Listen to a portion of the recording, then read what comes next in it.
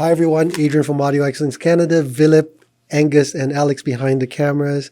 Today we'll actually do a video that is specifically quite self-serving. All of the videos we've ever done in the past, we've always talked about stuff that we like, that of course we sell, but it's not meant to be directly self-serving. We're just talking about our own opinions and what we like and our own experiences, and hopefully you share the same, or if you don't, it's okay. We can talk about that.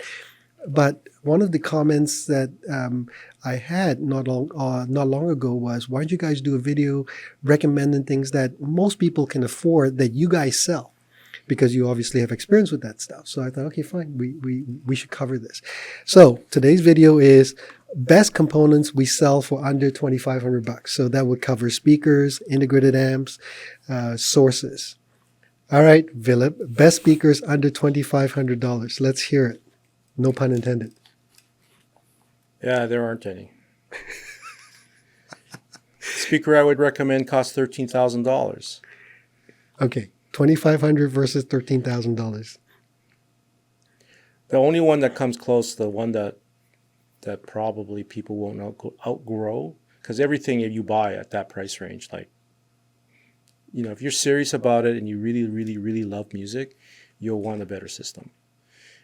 So where it would start is probably the Sonetto one, the Sonus Faber Sonetto one. That's right around $2,500, and that's the only thing that we have here that I would recommend wholeheartedly for almost any situation. The only other speaker is the LRS, which I like quite a bit better than the 0.7, which is also in the price I disagree. range. But again, with the LRS, you have to have so much amplification. Yeah, but we're just talking about speakers. So yeah. Those are probably the only two. But yeah. So to be fair, to be sure, I should say, we're definitely not a store that has a lot of products below a certain price point. And that's simply because we just don't have clients for that. And so we can't say that we specialize in speakers at $1,000 or $1,500. We don't. But what we do have, we believe to be some of the best out there. And certainly what's best for us may not be best for you. But what's best for us include things like musicality, build quality, beauty in the case of the Sonus Faber. Right. Yeah. One other speaker, I don't know if we're carrying this, but the Apertura Swing is a very interesting, enjoyable, very musical speaker. Yeah, I want to spend more time with that. I haven't really listened to it. Yeah, we need to spend a bit more time, but it definitely does some things differently from our usual fare. That's slightly over budget. It's slightly over budget, but not $2,600 $13,000 worth of Wilson audio, tune taught. Yeah. So I would agree with Vilip, actually, with his choices. I would also throw in for under $3,000 the Sonus Faber Lumina, because they're floor standing speakers. And the Lumina 3 is good. Yeah, the Lumina 3. But I prefer the 0.7 over the LRS, and Vilip doesn't. So that's something that you guys can listen to and see what you think. But I would also agree that Magnepans, you do need amplification that will bring out the best in them. This is a little bit controversial. So on the one hand, Magnepans can certainly be driven by most electronics that are decent. I think the issue is that until you hear how good they can be, you don't know, and maybe ignorance is good. So even the LRS essentially is limitless. Yeah, it is as good as what you put in front of it. Yeah, but the thing is, just so that you don't misunderstand, at least me, and maybe Vilip means something else, you can certainly use a good NAD amplifier and it'll work. But until you hear a different model or a different product with it, and then you go, wow, I never realized it could be that good. So back in the day, when I first heard the LS35A, that was a relatively inexpensive speaker. Like when I was looking at it in the mid-'80s, it was about $700. And the guy demoing it to me said, Vilip, check this out. Because we had been using amplifiers that would be $500 to $1,000 with that pair of speakers. And it was really fabulous. And then he put something really expensive on there, like $4,000 or $5,000. And then it was transcendent. It was like in another league. And then he told me, well, yeah, basically this speaker is, even though it's relatively inexpensive, it performs... the performance level increases exponentially depending on how good the equipment is that you're hooking up to it. So it's capable of extreme resolution you just wouldn't realize it most of the time. So until you actually put electronics in front of it that, you know, has that capability, you will never hear it. And that's what I mean with the LRS. It seems like every time we put something better in front of the LRS itself was able to portray every last bit of what was, you know, being fed to it, which is not the easiest thing for most speakers, especially in that price range to do. They reach a certain limit, there's a saturation point, and you won't get any more detail out of it, or, you know, musicality or whatever, however you want to, you know, characterize it. Okay, moving on. Best integrated amp for under $2,500. Oh, simple Hagel H95. H95. I like the Cayenne. CS55A? Yes. Well, that's about It's $100 more, Which, but I like which it. set of tubes? The EL34s, just because it's in that price range. And by the way, for $300 more, I guess, $26. Yeah, for $28.99. We're talking about Canadian dollars here. The one with the KT88 is $28.99. So if you want a bit more ballsy characteristics, a little bit more punchy, the KT88 version is $28.99. But I like the Cayenne. I love the Hagel. I like the Cayenne even better, for me. Yeah. The problem with the Cayenne is, and I've sold a number of them and highly recommend it, but for a little bit more, you can get the CS88, or a little bit more. How much is the CS88? It's around $4. Yes. It's not a little bit more. You say a little bit more, you could be like, a little bit more, you can get the H120. A little bit more, you can get the Exactly, H9. you get It's the not A H1. little a bit more little than that, bit you can get more. the H3. But there's not for dynamic speakers, there's not as big a difference between the H95 and the H120. We recommend the H120 specifically because we found that the LRS deserved it. Yeah. So that's where the recommendation from. It's But also for more most stable. dynamic speakers, It's more stable. You can play it louder and won't shut down. Yeah. Yeah, young Angus here had an H120 playing in that room, the other room breaking a pair of speakers. What, you And shut it down? He had it in a cabinet, sitting on top of a piece of equipment. There's only maybe like an inch clearance on top. I checked it before I left last night, and it's like smoking hot. It's been playing for 2 days. So I had to take it out and put it on top of the salamander stand that it was in. So here's, I was thinking about Didn't this. turn off. Only Right, see- because I took it out and It had been playing for 2 No, days already. see, here's the difference. The H95, as wonderful as it is, if you put it through a load like the LRS and you like to play your music loud Well, from it'll time turn to off. time, It'll it will turn shut down. Yeah. The 120, I've not yet shut it down. Doesn't mean it can't happen, but I haven't but seen it's not $2,500. Yeah, that's true. So yeah, for the 95 money, is 23. yeah, for the money, the H95 sonically, if it's not into a tough load like the LRS, is absolutely fine. But here's why I like the the Cayenne CS55. I was thinking about it when I was writing this choice, and it suddenly occurred to me that many years ago, so back in the 80s, I had my first tube product was the Audible Illusions Modulus 2B preamplifier, and then I coupled that with the Counterpoint SA12 hybrid tube power amplifier. That combination, as good as it was back then, in terms of price, is way more than the Cayenne. And I tell you what, the Cayenne, from what I remember all those years ago, the Cayenne sounds better to me today, and for a lot less money, without taking inflation into consideration. Mostly because that counterpoint kind of sucked. It wasn't bad, but I mean, just look at the preamp itself. The Audible Illusions, as good as it was or is, I would still take the Cayenne today as an integrated amplifier. I like it that much. I like what it is. I like the way it's built. I like the fact that the bias is so easy to use. Has a lot of other stuff too. It has a phono stage. It's got a DAC. Incredible value. It has a DAC. USB DAC. Yeah. You're kidding. I never knew that. Yes, for $20 you can add a USB DAC card. Really? To I the- didn't know that. That's amazing. So yeah, hats off to that Cayenne. I really like it. Yeah. It is very good. I love So it. don't get me wrong. So I know great what you mean. value for the price. Yeah, I really like it. Yeah. Okay, so those are our choices. And then for a lot less money, the only other thing that we sell is the Parasound 200 integrated. Oh, for you know what else $18.50. is pretty decent? Yeah. Is the NAD 388.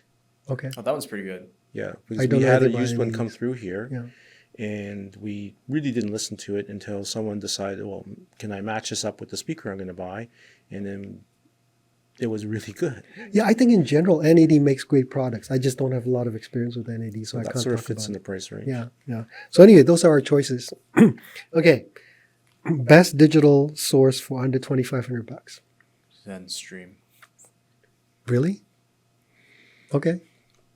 It's $600. You can't beat that value. No, we're talking up to $2,500. But- So if you had $2,500 to spend, I would buy the Zen Stream and put the rest of the money on something else. okay. So here's the thing. The Zen Stream is excellent for that money.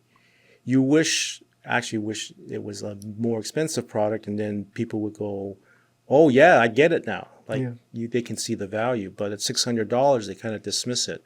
It is not, Doesn't sound like it's $600. it's not really, really, really great. Okay, it's very, very good, and it's more than adequate for most people. And you can, again, like Angus suggested, you can take the difference. If you have $2,500 in your budget, you can buy a good cable with it. You can pay for Tidal, a subscription.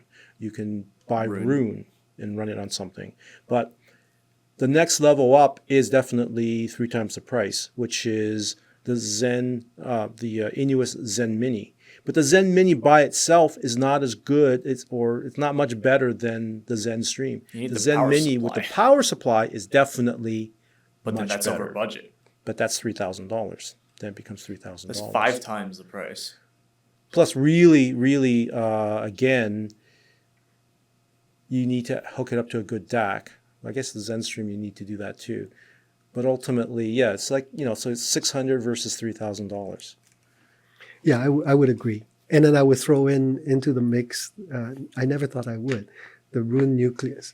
Because until we had it, I didn't know that it was as good as it is. And then now we have it, I would never want to be without it. But we don't use it that way. Yeah. Well, we use it It's as a server. Rune core. Yeah, yeah. It's an interesting box. I haven't heard the streamer portion of it that much. I don't know what it sounds like. It's okay. It's no worse than the Inuus. It's like, wait, are you talking about the Nucleus Plus or just the Doesn't Nucleus? matter because the core performance of either one of those units is about the same. What the Plus gives you is the ability to run HQ player, and it uses to Has a process better all the CPU. DSPs. Yeah. So that's the big difference, and it also supposedly is able to address more than 6 streams at once. How So much that's is the big the difference. Nucleus? Just the base one? 22, 22. Yeah. That's pretty value for 38, And for you Plus. get 1 year free Rune subscription. Which is what is that, $100 You get value? 1 year of the subscription free. Yes. Yeah. So it's like plus $100 something dollars. But here's the way to think about it is that if you're planning on buying the lifetime subscription, then that 1 year thing is meaningless. almost meaningless. Well, it means you You wait a year You're and then waiting spend a year. $1,000. And then last but not least, a wonderful runner-up, so to speak, is that Blue Sound, that Node. Yeah. The only problem is you can't get them. Oh, we have them. We have? We have a 3 of couple. them. Oh, wonderful. That is a perfect device for, I would say, 90% of, people who want to have something decent in their system. You can certainly get most of that from the Node, especially if you use it with a good DAC. Just don't use the DAC in it. The DAC inside is not that well implemented. It sounds very much like MIDFI, but certainly the digital transport portion of it is excellent, and the software is probably the best in the industry. By far. It's the easiest to set up. It's the most stable. It gives you the most options. Supports everything. And, Literally everything. So, Well, there you go. In other words, buy the Blue Sound. if you can find one, certainly, or buy, if you want to have a want little bit more ours. complication in life, you can get the Zen Stream. It's a really, really, really good product. Yeah. Okay, last but not least, analog source for under $2,500. Analog source. So a turntable? So the turntable I like is, it's a bit more, the Clear Audio Concept MM package, Yep. the new one. Yep. $26.99. Yeah. Comes with the verified tone arm and the concept cartridge. That one's pretty $26.99 good. Canadian. And by the way, the reason why it's a good value at a package, relatively speaking, is that if you were to buy the turntable by itself and the tone arm by itself or separately and the cartridge separately, it would cost you a few $100s more. So it's actually the factory puts it together as a package and sells it for less. Yeah.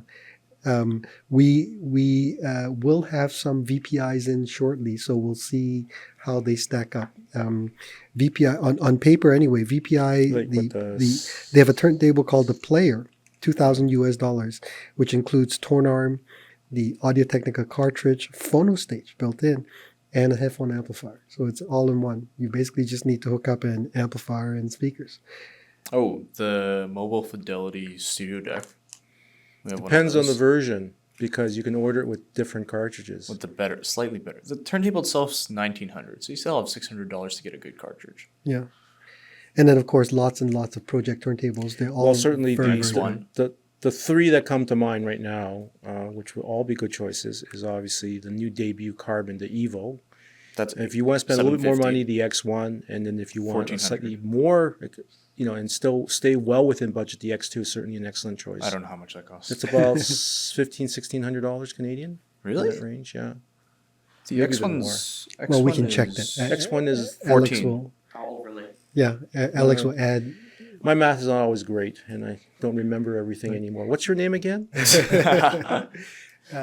Project makes great value for money turntables. And of course, there's the traditional, the Regas. They're very good. There's Music Hall. Yeah, that's but also very we- good as we well. don't We sell don't carry those. Rega. We don't rep those brands, Yeah. but they are good. So, just as a generality, if you're looking for an analog source, i.e., vinyl player, surprisingly or unsurprisingly, most of the players, especially in that price range, are fairly decent. Yeah. You're not gonna choose something that will not sound relatively good, and they're all easily improvable because you can put better cartridges on them. So somewhere down the road, after you've burned through 1,000 hours on the cartridge it comes with, you can definitely put something better on it and keep everything else the same. And it's really easy to do. So you get high amount of return for a modest expenditure as compared to doing a streamer. And if you want to do a better streamer, it ends You up gotta get a being new very one. expensive. What about phono stages?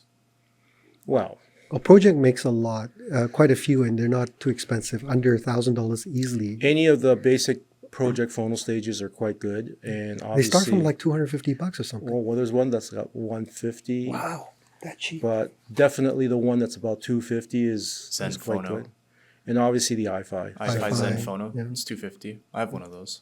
Yeah, so that's pretty amazing, phono stage, especially not even like considering the general. price. It's just in general. It's a very quiet, well designed phono stage. I mean, John Curl was involved in the design of that, so certainly some of that DNA from the Parasound stuff would have migrated to the i5 product. Some of the same thoughts and design considerations. Okay, end of advertisement. Thank you for watching so far. If you enjoyed this, please like, subscribe, turn on notification.